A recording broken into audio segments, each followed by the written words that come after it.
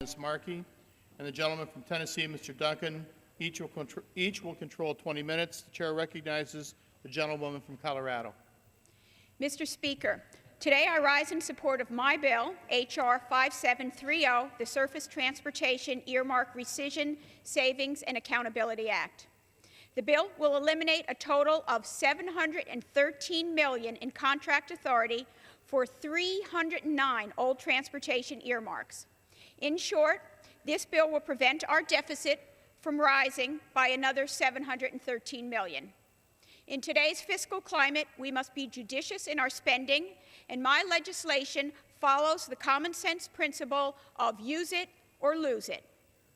Before I came to Congress, I owned several small businesses. One of my businesses was a small coffee and ice cream shop called Huckleberry's. With a shop that sells food, the use it or lose it principle is intrinsic. We would not buy more perishable food than we could sell, otherwise we were at a loss.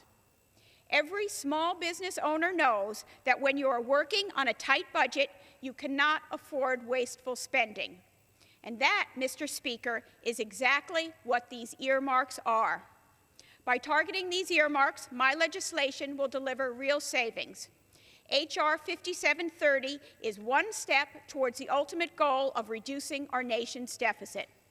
By rescinding unused earmark funds from over 20 years ago, we will be improving the way in which federal funds are managed while proving our commitment to fiscal discipline. In today's economy, it is essential that we manage taxpayer dollars well, especially with respect to transportation funding. We will never be able to adequately address the investment gap in transportation infrastructure if we do not curb unnecessary spending. To promote responsible future funding, my bill also requires the Secretary of Transportation to submit an annual report that identifies each project authorized under TEA 21 and Safety Lou that contains inactive funding or that has been completed in the previous year. This provision will give Congress greater oversight, and with the identification of such projects, we may be able to implement more cost savings measures in the future.